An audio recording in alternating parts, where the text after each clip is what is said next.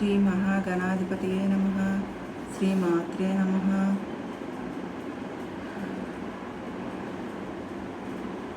శ్రీపాదవల్లభ నృసింహ సరస్వతి శ్రీ గురు దత్తాత్రేయాయ నమః. శ్రీపాదరాజం శరణం ప్రపంచే. శ్రీపాదవల్లభ చరితామృతం 3వ అధ్యాయం.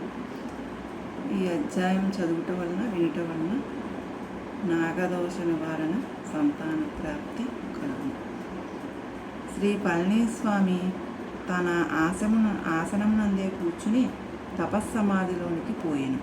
నేనును మాధవుడును అర్హులైన ఆర్తులైన భక్తులు వచ్చినప్పుడు ప్రశాంతముగా దర్శనం చేయించుచుంటిమి. వచ్చిన భక్తులలో కొందరు మాకు భోజన సంభారములను సమకూర్చిరి. మాధవుడు వంట చేయు ప్రయత్నములో దావులనున్న కొబ్బరి చెట్టు నుండి మట్ట రాలిపడుటచే అచ్చటకు పోయి ఆ కొబ్బరి మట్టను తెచ్చి వంట ప్రారంభించేదనని పలికెను. నేను వల్లి అంటిని. మాధవునితో మరి ఒకడు బయలుదేరాను. విధి వైపరీత్యము. మాధవుడు కొబ్బరి మట్టను ఎత్తబోవునంతలో కొబ్బరి మట్ట మాటున ఉన్న తాసుప్రాము కరిచెను. మాధవుని కరిచెను. 3 మనుషులు పోయి మాధవుని గుహ దరిదాపులకు తీసుకుని వచ్చిరి. శ్రీస్వామిది అనుల్లంఘనీయమైన శాసనమవుటచే మాధవుని నేను పాతిపెట్టి తిని. ఖనన సందర్భంలో నాకు అచ్చటనున్న భక్తజనులు సహకరించిరి. నేను వెక్కి ఏడ్చి తిని. మాధవుని నిష్కల్మష హృదయము, వాని నిర్మల భక్తి, శ్రీపాద శ్రీవల్లభులయందు వానికి గల అచంచల విశ్వాసము గుర్తుకు వచ్చి నా మనస్సు అంతయును కకావికలమయ్యను. ఇది అనుల్లంఘనీయమని సరిపెట్టుకుంటుని. ఈ దుస్సంఘటన తర్వాత మరి ఒక దుస్సంఘటనను చూసి తిని. ఏడ్పులు పొడబొబ్బలు పెడుతూ 18 సంవత్సరముల ప్రాయము గల ఒక యువకుని శరీరమును వాని సంబంధీకులు తీసుకుని వచ్చిరి. అతడు కూడా పాముకాటు చేతనే మరణించెను. శ్రీస్వామి యోగ సమాధిలో నున్నారనియు వాని ఆజ్ఞ ప్రకారము ఖననము చేయవలసినదనియు తెలిపితిని. అచ్చటనున్న భక్తజనులు ఇతని సహచరుడు కూడా ఈ విధముగానే మరణించిననియు, శ్రీస్వామి వారి ఆజ్ఞ ప్రకారము వాని ఖననము కూడా జరిగినదనియు తెలిపిరి. వారు విషన్న వదనులై గత్యంతరము లేక దుర్విధిని పరిపరి విధములుగా నిందించుకొనుచు ఆ నవయువకుని ఖననము చేసిరి. ప్రతిరోజు 3-4 స్వామివారి దర్శనమునకు వచ్చిడివారు. వారు ప్రశాంతముగా సమాధి స్థితిలోనున్న స్వామివారి దర్శనము చేసుకుని వెళ్ళిపోయేవారు. ఈ విధముగా 10 రోజులు గడిచిపోయెను. 11వ రోజున శ్రీ పళనిస్వామిలో చైతన్యము రాసాగెను. బ్రాహ్మీ ముహూర్త సమయమున శ్రీస్వామి చైతన్యస్థులై మాధవ అని పిలిచెను. నేను వెక్కి ఏడ్చుచు జరిగినదంతయు వివరించి తిని. అప్పుడు స్వామి నన్ను ఓదార్చి యోగదృష్టిని నా వైపు ప్రసరింపజేసెను. ఆ యోగదృష్టికి నా వెనుబాములో ఏదో సంచలనము కలిగి భరించరాని బాధ కలగసాగింది. శ్రీస్వామి తిరిగి ప్రసన్న దృష్టితో నా వైపు చూసిరి. నా బాధ మటుమాయమయ్యెను. నాయన, మాధవునకు శ్రీవల్లభుల దర్శన ప్రాప్తి స్థూల శరీరములో లేదు. వాని సూక్ష్మ శరీరము ఈ 10 రోజుల నుండి కురువపురములోనున్న శ్రీచరణుల సన్నిధిలో ఉన్నది. ఏది ఏమైనను వారి కోరిక తీరెను. శ్రీవల్లభుల లీలలు అనూహ్యములు. కాలకర్మ కారణ రహస్యములు ఎవ్వరూ గ్రహింపజాలరు. ఇది శ్రీపాదుల వారికి మాత్రమే సాధ్యము. మాధవుని స్థూల శరీరములోనికి ప్రవేశింపజేయవలసిన బాధ్యతను శ్రీపాదుల వారు నాకు అప్పగించిరి. మనము ఆ పనిని సత్వరమే నెరవేర్చవలెను అని పళనిస్వామి సెలవిచ్చెను. నాకు అంతకు ముందు ఉన్న విచారం అంతయును క్షణములో మాయమయ్యను. మాధవుడు పునర్జీవితుడు అవుట కంటే నాకు కావలసినది ఏమున్నది? మాధవుని పాతిపెట్టిన చోటికి వచ్చి తిని. శవము బయటకు తీయబడినది. నాకు సహాయకములుగా మరి 2 ఉండిరి. స్వామి మమ్ములను దక్షిణ దిక్కుగానున్న తాడి చెట్టు గుంపు వద్దకు పోయి మాధవును కరిచిన ఓ నాగరాజమా, శ్రీపాద శ్రీవల్లభుల ఆజ్ఞ ప్రకారము నీవు శ్రీ పళనిస్వామి సన్నిధికి రావలసిందని ఆజ్ఞాపించడమైనది అని చెప్పమన్న మేము ఆ విధముగానే చేసితిమి. శ్రీ పళనిస్వామి తన కౌపీనం నుండి 4 చిన్న గవ్వలను తీసెను. వాటిని శవం యొక్క 4 దిక్కుల వద్ద ఉంచిరి. అవి కొంతసేపటికి కొద్దిపాటి ఎత్తునకు ఎగిరినవి.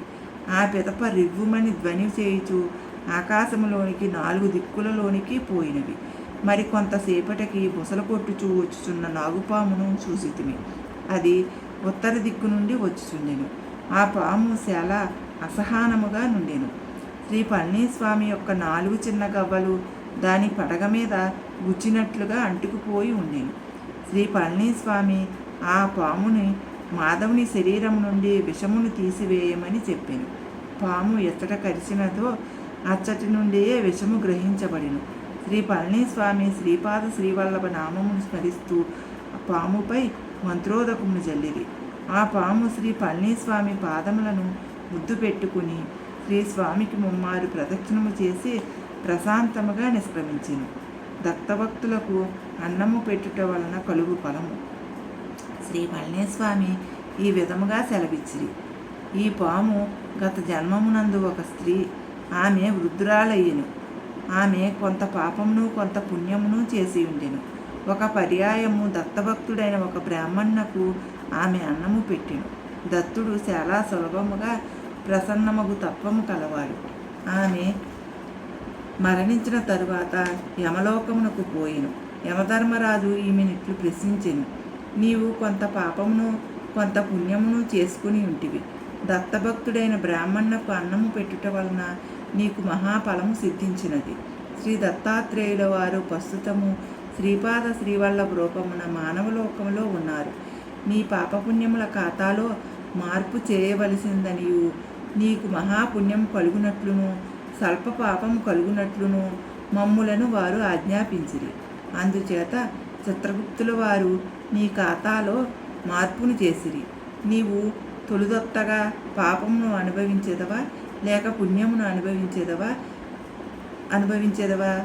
దానికి ఆమె పాపఫలము స్వల్పముగానే ఉండుట వలన ముందుగా ఆ స్వల్ప పాపమునకు పాపఫలము అనుభవించి ఆ తదుపరి పుణ్యఫలమును అనుభవించదనని చెప్పినది. అందువలన ఆమె భూలోకములో పాముగా జన్మించినది. ఆమె మనస్తత్వము ఇతరులకు హాని చేయునది అవుట వలన తన దారికి అడ్డు వచ్చిన వారిని అందరూ ఖర్చుచుండెడిది. అందువలన దానికి మరింత పాపఫలము తోడవుచున్నది. నాయన, సర్పములలో 4 జాతులుండును. మొదటి రకము పాములు ఎవరికిని హాని చేయక కేవలము గాలిని ఆహారముగా చేసుకుని యోగుల వలె జీవించును. రెండవ రకము పాములు ఎవరి నీడ అయినా దాని మీద పడిన ఎడల క్రోధముతో వానిని చంపివేయును.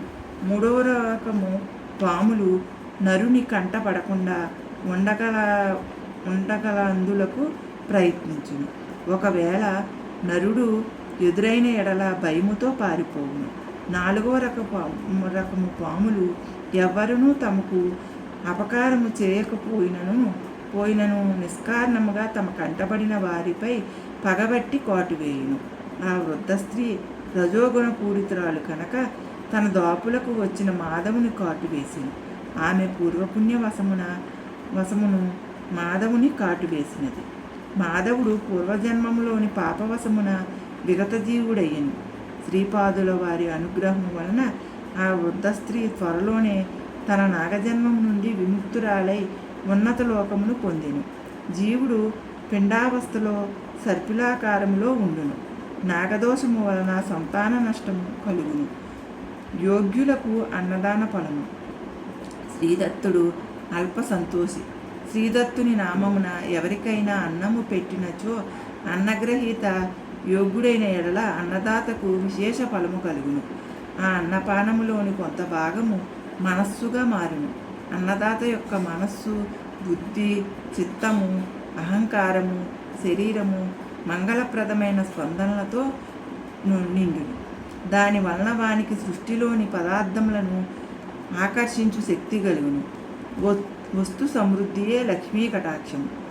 ఈ సృష్టి అంతయును సూక్ష్మ స్పందనలతోనూ సూక్ష్మ నియమములతోనూ పరిపాలించుచు ఉండబడుచుండును అని పళనిస్వామి సెలవిచ్చిరి. శ్రీపాదుల వారి మహిమ. శ్రీవల్లభుల వారి నామస్మరణము ఎంతటి లక్ష్మీప్రదమైనది. వారి అనుగ్రహమును పొందిన వారి అదృష్టమును ఏమని వర్ణించగలము. శ్రీచరణుల అనుగ్రహ విశేషమున 10 రోజుల క్రితము భూమిలో పాతిపెట్టబడిన మాధవుడు చెక్కు చెదరక ఉన్నాడు. ఇప్పుడు వానికి ప్రాణమును కూడా ప్రసాదించుచున్న శ్రీపాదుల వారి అనుగ్రహమును, కరుణను, దివ్యలీలను ఏమని వర్ణించగలము. మాధవునిలో చైతన్యము రాసాగినది. వాడు దాహము కొరకు జలమును కోరెను. వానిని అనునయించుచు పళనిస్వామి నెయ్యి మాత్రమే వాని చేత త్రాగించిరి. ఆ నెయ్యి కూడా 100 సంవత్సరముల క్రితముది. మాధవుడు నెయ్యిని త్రాగుటకు నిరాకరించుచుండెను. శ్రీ పళనిస్వామి వానిని అనునయించి నెయ్యి తాగిన తర్వాత మంచినీరు ఇచ్చేదననియు చెప్పెను. మాధవుడు నెయ్యి పూర్తిగా తాగిన తరువాత కొద్దిసేపటికి పండ్ల సరసమునిచ్చెను. మరి కొంతసేపటికి జలమునిచ్చెను. నాగలోక వర్ణన. మాధవుడు పునర్జీవితుడయ్యెను. మా ఆనందమునకు మితులు లేవు. మాధవుడు ఇట్లు చెప్పసాగెను. నేను సూక్ష్మ శరీరములో కురువపురము చేరుకుంటిని. శ్రీపాద శ్రీవల్లభుల వారు ఆజానుబాహులు, విశాల నేత్రములు కలవారు. వారి నేత్రముల నిండుగా నిరంతరాయముగా జీవుల ఎడ కరుణ, జాలి, ప్రేమ ప్రవహించుచుండెను.